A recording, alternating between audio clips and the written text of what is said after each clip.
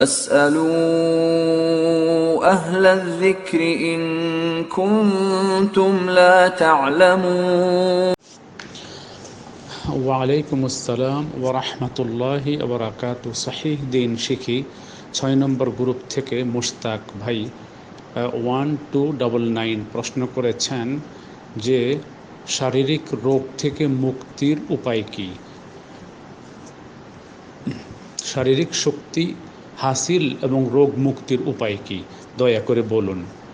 তো আপনার প্রশ্নটি উত্তর হচ্ছে যে রোগ তো দুই প্রকারের, একটি হচ্ছে জৈবিক রোগ আর একটি হচ্ছে আধ্যাত্মিক রোগ। জৈবিক যে রোগ, যেটা মেডিকেল ব্যবস্থা গ্রহণ করতে হয়, যার জন্য জৈবিক বা শারীরিক যে রোগ, সেটার জন্য তো মেডিকেল ব্যবস্থাপনা যা তাই আপনাকে গ্রহণ করতে হবে। আর যদি কোরআন ও হাদিসের আলোকে আপনি তার সমাধান চান, তো তাহলে আপনাকে নিয়মতান্ত্রিকতা মেনে চলতে হবে। আমি এতটুকু বলতে পারি, খাবারে দাবারে, ঘুমে এবং এই চলাফেরার নিয়ম পদ্ধতিতে এবং বিশ্রাম ইত্যাদি ব্যাপারে এবং মানসিক চিন্তা ভাবনা ইত্যাদির ব্যাপারে আপনি নিয়মতান্ত্রিকতা বজায় রাখবেন, নিয়মতান্ত্রিকতা মেনে চলবেন, তো তাহলে অনেক সুস্থ থাকতে পারবেন। আর বাকি অন্যান্য যত সব রোগ হয়, জৈবিক রোগ, দৈহিক, সে সমস্ত দৈহিক রোগের জন্য আপনি ডাক্তারি চিকিৎসা গ্রহণ করবেন। এটা হলো এক দিকের রোগের বর্ণনা।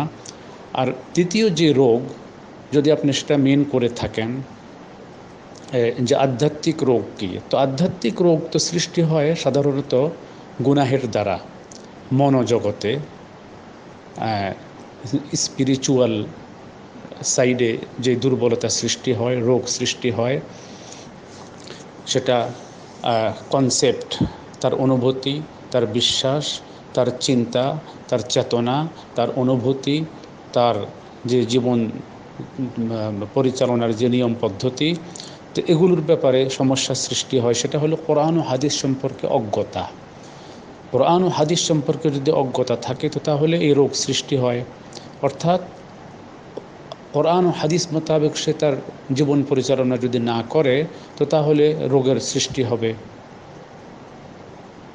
তারপরে তার মধ্যে যদি শিরক থাকে, বেদাত থাকে, কুসংস্কার থাকে, অপসংস্কৃতি থাকে, এ সমস্ত আচার আচরণ, এগুলোর দ্বারা তার মনে রোগ সৃষ্টি হবে এবং সে কোনোদিন শান্তি পাবে না, মানসিক কোনো শান্তি পাবে না এবং কোনো কাজে কর্মে সে তৃপ্তি এবং আনন্দ উপভোগ করবে না। বৈষয়িক হয়তো অনেক সুযোগ সুবিধা সে লাভ করবে, ধন সম্পদের মালিক হবে, ঐশ্বর্যের মালিক হবে, কিন্তু দেখা যাবে যে তার মনোজগৎ ভালো নয়, তার আধ্যাত্মিক দিক বিপর্যস্ত। তো এই দিকের রোগ যদি আপনি মেইন করে থাকেন, তো এই রোগ থেকে বাঁচার উপায় হলো কোরআন এবং হাদিসের সহিহ ইলম আপনাকে অর্জন করতে হবে এবং সে অনুযায়ী প্রতিটি আমল আপনাকে করতে হবে। আপনার আকীদা বিশ্বাসকে দুরস্ত করতে হবে এবং আপনার নামাজ, রোজা, হজ, যাকাত সহ শুরু করে ইসলামী জীবন বিধানের আনুষ্ঠানিক ইবাদত সমূহ যথাযথভাবে পালন করতে হবে। তো তাহলে আপনি তৃপ্তি অনুভব করবেন, আপনার আধ্যাত্মিক দিক মজবুত হবে, শক্তিশালী হবে এবং এতে আপনি অনেক তৃপ্তি পাবেন আর আল্লাহ আপনার উপর খুশি হবেন। তো যাই হোক, জৈবিক বা দৈহিক রোগ আর আধ্যাত্মিক রোগ, সব রোগ থেকেই আল্লাহ তাআলা আমাদেরকে মুক্তি দান করুন এবং পরিপূর্ণ তৃপ্তি আনন্দ সহকারে দুনিয়ার জীবন কাটানোর তৌফিক দান করুন আর আখিরাতের জন্য প্রস্তুতি গ্রহণ করার সুযোগ তিনি আমাদেরকে দান করুন। আমিন ইয়া রাব্বাল আলামিন।